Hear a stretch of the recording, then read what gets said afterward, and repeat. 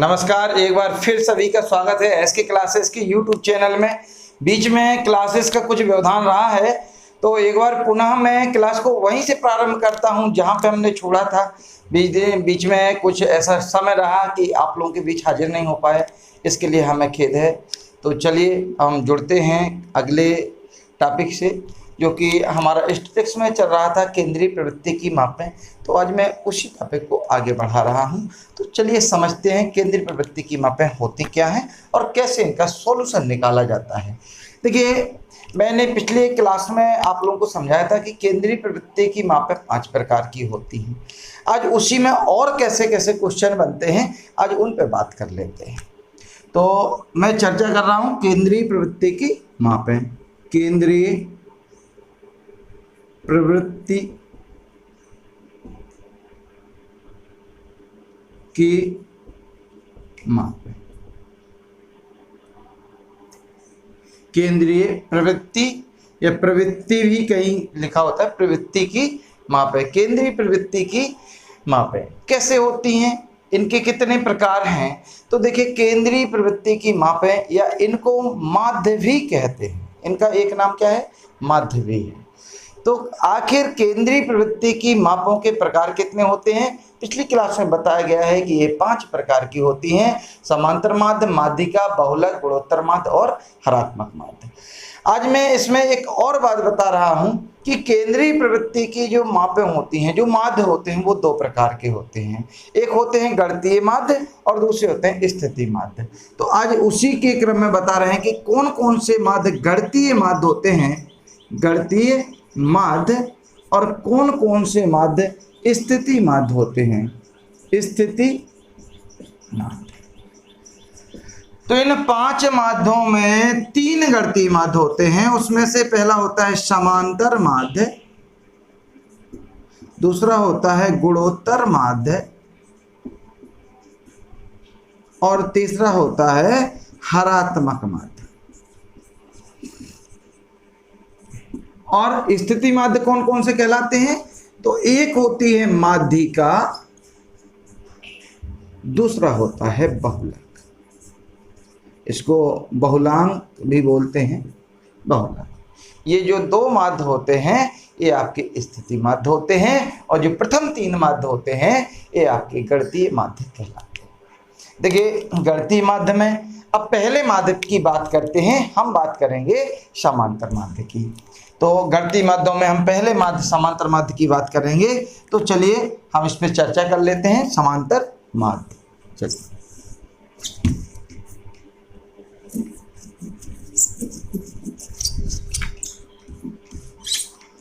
तो गणितीय माध्य की श्रेणी में आने वाला माध्य कौन होता है? समांतर माध्य। समांतर माध्य क्या क्या विशेषताएं होती हैं?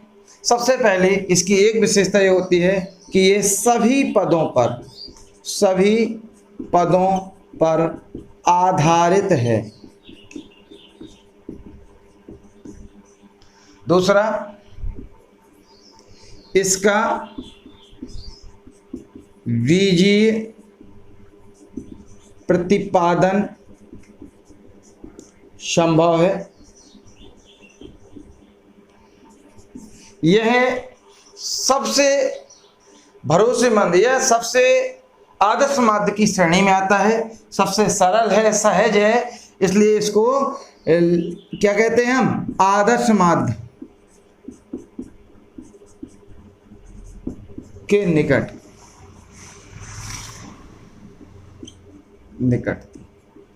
मैंने आदर्श माध्य के गुण पढ़ाए थे, मैक्सिमम गुण इसमें पाए जाते हैं, इसलिए सबसे आइडियल माध्य होता है। इसलिए कभी भी आपने पढ़ा होगा कि अकेला अगर माध्य अकेला लिखा रहता है तो ज़्यादातर हम इसी को निकालते हैं। वो बात अलग है कि अलग अलग कंडीशन में अलग अलग माध्यों की गणना करते हैं। जैसे कि समांतर माध्य की गणना औसत के रूप में करी जाती है। अगर हम गुणोत्तर माध्य की बात करेंगे कि वृद्धि दर के लिए गुणोत्तर माध्य का प्रयोग करते हैं। अगर हम हरात्मक माध्य की बात करते हैं तो इसका माध्य जो वैल्यू है वो चाल दूरी के सवालों में प्रयोग करते हैं।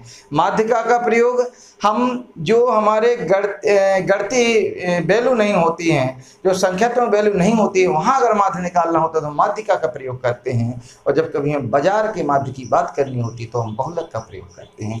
इसलिए अलग अलग माध्यों के अपने अलग अलग प्रयोग होते हैं। तो ये आदर्श माध्य की श्रेणी में आता है, ये समांतर माध्य होता है। दूसरी बात, एक गणितीय माध्य होता है। एक और चीज होती है, एक गणितीय माध्य की श्रेणी में भी आता है। अब एक प्रश्न आएगा कि समांतर माध्य की गणना हम किस प्रकार कर सकते हैं। तो देखिए, समांतर माध्य की अगर हमें गणना करनी है तो इसकी 3 श्रेणियां होती हैं। 3 श्रेणियों के अंदर सभी की अलग अलग गणनाएं होती हैं। तो समांतर माध्य की गणना भी हम 3 श्रेणियों के अंतर्गत सीखेंगे। सबसे पहली होती है व्यक्तिगत श्रेणी।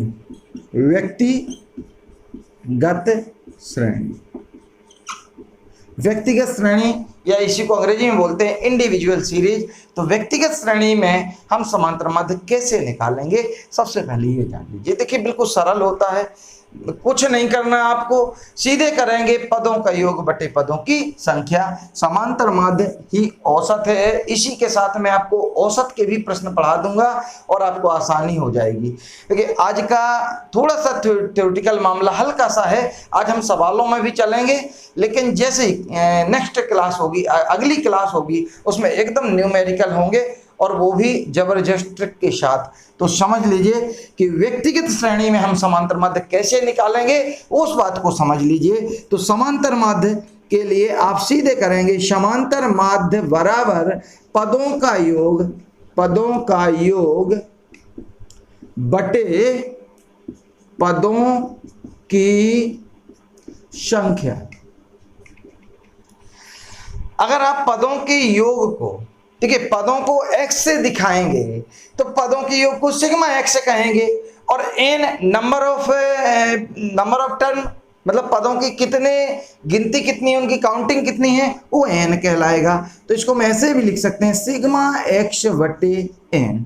ये हमारा सूत्र के रूप में हो गया। एक उदाहरण लेते हैं, एक एग्जाम्पल लेते हैं।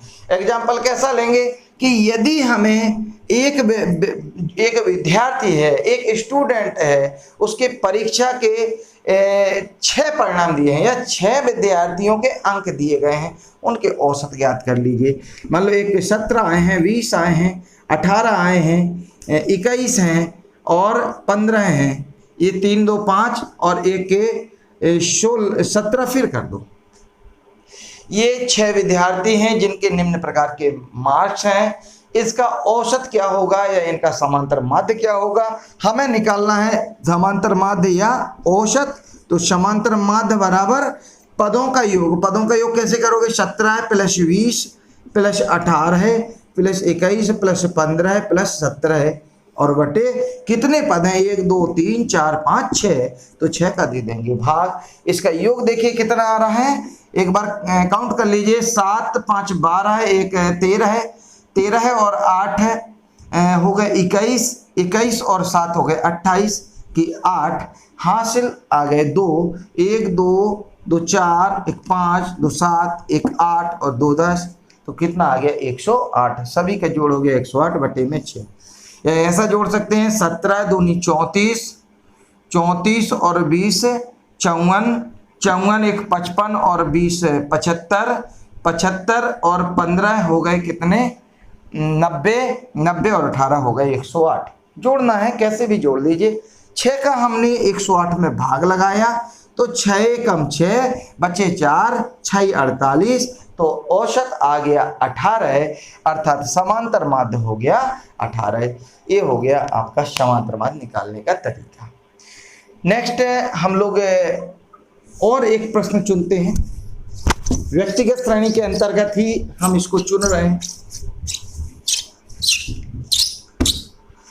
व्यक्तिगत श्रेणी में एक और प्रश्न चुन लेते हैं। जैसे किसी ने कहा 2 4 6 8 10 12 14 और 18 है। वो कह रहे हैं कि इसका समांतर माध्य बता दीजिए। कितना होगा। देखिए इस समांतर माध्य हमें पता करना है, तो एक तो वही तरीका है, इनको पदों को जोड़ लीजिए कि कितना हो जाएगा। समांतर माध्य 2 + 4 + 6 + 8 + 10 + 12 + 14 + 16।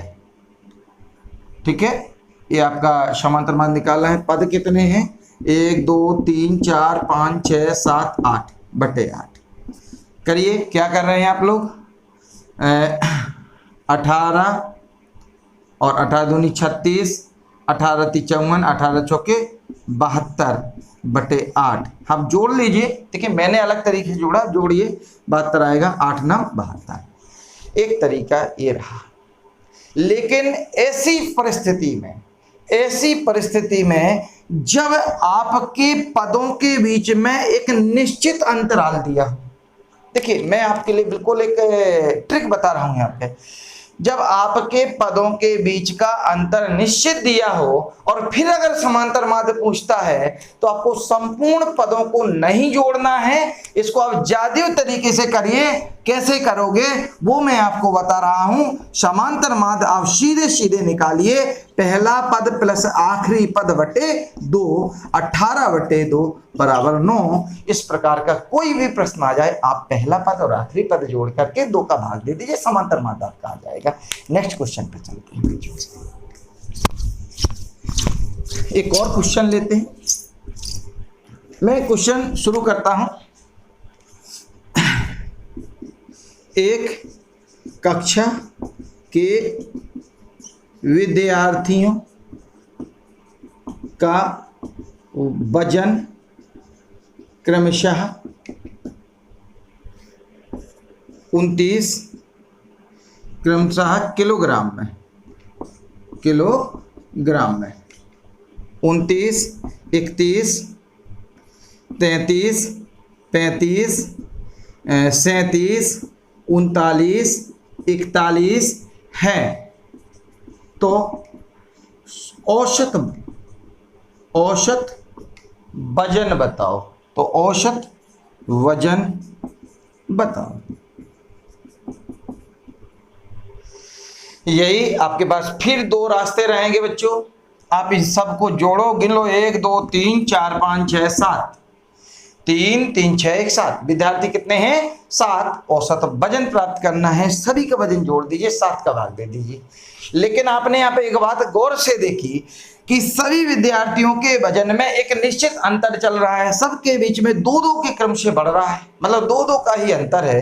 तो औसत वजन क्या होगा? तो हम लिखेंगे कि औसत वजन, औसत या समांतर माध्य कुछ भी लिख दो इसको, समांतर माध्य या इसी को क्या लिख रहा हूं मैं, औसत, बराबर पहला पद प्लस आखिरी पद बटे 2। पहला पद और आखिरी पद जोड़ दीजिए, 0 7 बटे 2 कितना आ गया?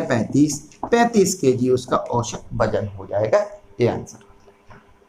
देखिए मुझे लग रहा है कि आप समझ पा रहे होंगे, क्योंकि यहाँ पे समझने का एक ढंग, केवल ये बात समझ में आ जाए कि अगर बीच का अंतराल समान है, अगर बीच का अंतराल इक्वल है, तो उस स्थिति में आपको औसत निकालने में कोई दिक्कत नहीं आने वाली। आप केवल पहला पद लिखिए, आखिरी पद लिख लीजिए, 2 का भाग दे दीजिए, आंसर आ जाएगा।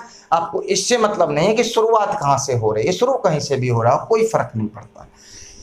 मैं एक इसी क्रम में एक और प्रश्न चुन लेता हूं, भाषा यही रहने दीजिए, केवल डाटा बदल दीजिए। 109, देखिए 109, अब 109 तो हो गया, अब अंतराल कितने कितने का बन रहा है ये देख लीजिए। 109, 114, 119, 124, 129, 134, 139, 144 औसत वजन पूछा जा रहा है। आपके सामने प्रश्न है, और आपके सामने जब प्रश्न है तो आप इसको देखिए कि आपका औसत वजन क्या आ रहा है। एक रास्ता ये रहेगा कि 3 3 6 2 8 पद हैं आपके सामने, अर्थात पदों का योग या 8 का भाग लगाइए। और ऐसा नहीं करना है तो आप क्या करेंगे, आपने ये बात देख ली है कि प्रत्येक पद के बीच में केवल 5-5 का एक निश्चित अंतराल आगे बढ़ रहा है। तो आपने क्या किया कि पहला पद प्लस आखिरी पद वटे 2, क्या करेंगे, जोड़ कर लीजिए। 9 4 13 हासिल 1, 4 1 5 और 2, 253 बटे 2। तो 2 1 कम 2, 2 2 नहीं 4, 2 6 के 12, 126.5, 126.5 ये हो गया।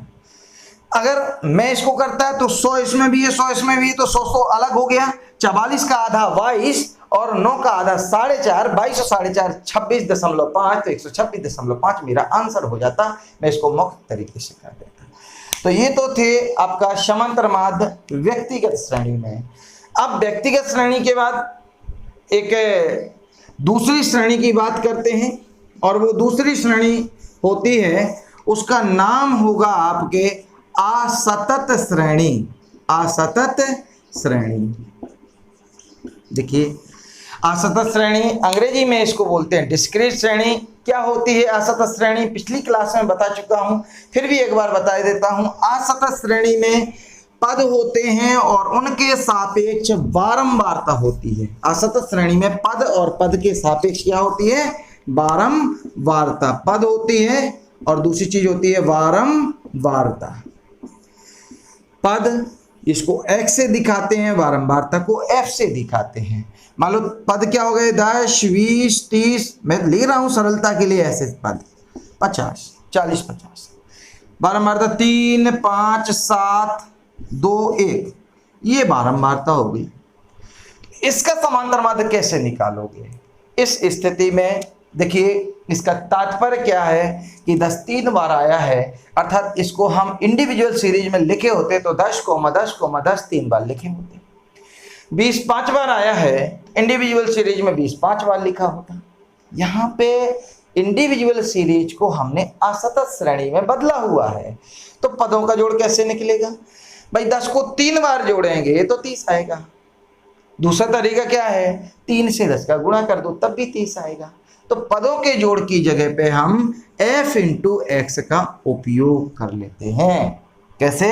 10 3 30, 20 5 100, 30 7 21, 40 2 80 और 50 1 50।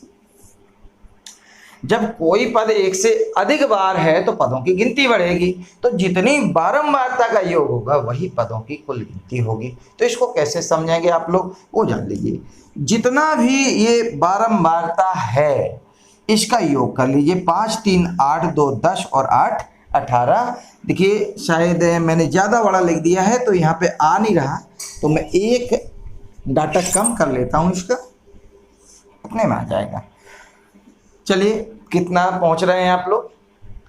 8 2 10 और 7 17। तो ये तो हो गया सिग्मा f, और यही n का काम करेगा। और सिग्मा fx जो होगा ये पदों के जोड़ का काम करेगा। 0 8 2 10 और 11 की 1 हासिल 1 2 1 3 और 1 4, 410।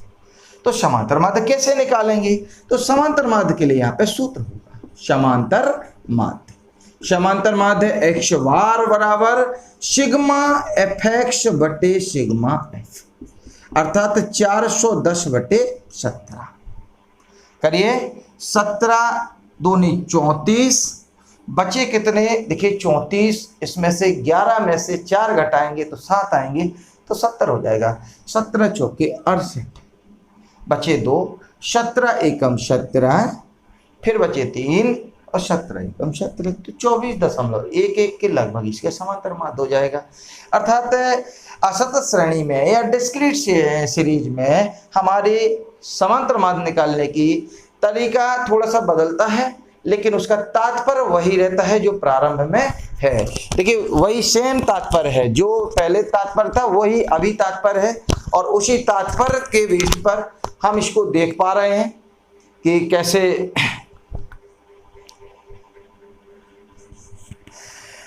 तो एक और सीरीज हो गई हमारी असतत श्रेणी में समांतर माध्य कैसे निकालते हैं, इसकी भी ट्रिक्स मैं अगले वीडियो में और अच्छे से कोशिश करूंगा इसको सिखाने की, क्योंकि इसमें मुख्य चीजें मेरे को बतानी थी, इसलिए मैं इसमें बता रहा हूं। चलिए, असतत श्रेणी के बाद एक और श्रेणी बचती है। 3 श्रेणियां होती हैं और उस श्रेणी, तीसरी श्रेणी का नाम है सतत श्रेणी या कंटिन्यूअस सीरीज। सतत श्रेणी क्या होती है? देखिए, सतत श्रेणी और असतत श्रेणी में इतना अंतर होता है कि सतत श्रेणी में वर्ग अंतराल होते हैं। क्या होता है? वर्ग अंतराल। एक कंटिन्यूटी बनी रहती है, जैसे 0 से 10, अब 10 के बाद यहां 10 से आगे शुरू होगा, 10 से 20, बीच का गैप नहीं होगा, कंटिन्यूटी टूटती नहीं है। असतत श्रेणी में कंटिन्यूटी ब्रेक रहती है। 20 से 30, 30 से 40 और 40 से 50। ये आपकी सतत श्रेणी है। सतत श्रेणी को सॉल्व करने के लिए सबसे पहले इसको असतत श्रेणी में बदलते हैं। कैसे बदलेंगे?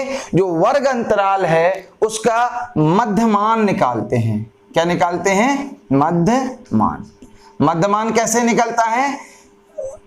वर्ग अंतराल की निम्न सीमा और उच्च सीमा को जोड़ करके 2 का भाग दे देते हैं, मध्यमान निकल आता है। 0 10 जुड़ा 10, 10 में 2 का भाग लगाया 5। 20 और 10 30, 30 में 2 का भाग लगाया 15। ये कितना हो गया? 30 और 20 कितना हो गया? 30 और 20 हो गए आपके कितने? 50। 30 और 20 कितना हो गया? 50। 50 का आधा कितना हो गया? 25। ये 35, 70 का आधा 35 और ये 90 का आधा 45। ये आपका अब x मध्यमान है, ये पद का काम करेगा, ये बारंबारता का काम करेगा और पुराने तरीके से f इंटू x निकालेंगे। मतलब है असतत श्रेणी की तरह ही इसको सॉल्व कर देंगे। क्या आएगा? 5 दूनी 10, 15 पंचे 75, 25 छक्का 150, 25 सत्ते 175, 35 3 पचे 15, हासिल 1 3 3 9 1 10 105 और 45 एकम 45। तो सिग्मा एफ एक्स कितना निकलेगा? जोड़ लीजिए 2 4 5 5 10 5 15 5 20 की 0 हासिल 2, 7 दूनी 14, 4 18 19 और 2 21 की 1 हासिल 2 और 2 2 4, तो ये 410 आ गया। ये कितना है इसका बारंबारता का योग, अर्थात सिग्मा एफ कितना है? 7 3 10 और 5 15 16 17 1 18, ये 18 हो गया।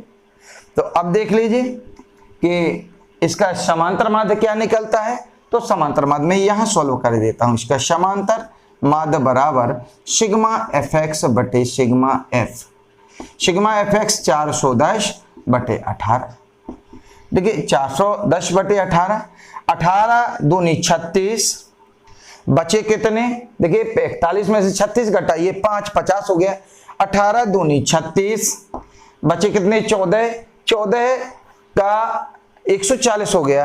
18 पंचे 90, 18 छक्के 108, 18 सत्ते 126, 18 सत्ते 126। फिर से बचेगा तो 7 7 चला जाएगा। लो 22.77 ये इसका समांतर माध्य होगा। तो अगली क्लास में मैं आपको समांतर माध्य, माध्यिका और बहुलक के अन्य ट्रिकी क्वेश्चन पढ़ाऊंगा। इसमें मैंने एक एक क्वेश्चन लास्ट में आपको ये लेंदी इसलिए पढ़ा दिया ताकि आपको इसका वास्तविक ज्ञान बना रहे, इसका रियल तरीका पता रहे। हालांकि अभी समांतर माध्य निकालने की एक पद विचलन विधि होती है, एक लघुरीत विधि होती है। हमारे कंपटीशन के लिहाज से उसका कोई खास महत्व है नहीं, इसलिए मैं उसको आपको पढ़ा नहीं रहा हूं। फिलहाल मैंने आपको सामान्य जो डायरेक्ट मेथड है वो पढ़ा दिया है। आप इसमें अगर जरूरत समझें और प्रश्नों की तो मुझे कमेंट बॉक्स में मैसेज करें, मैं आपको और प्रश्नों के वीडियो अवेलेबल करा दूंगा। और अगर आपका कोई व्यक्तिगत क्वेश्चन है तो उसके भी प्रश्न डाल दीजिए, वो भी आपको सॉल्यूशन में अवेलेबल करा दूंगा। धन्यवाद, मिलते हैं अगली क्लास में।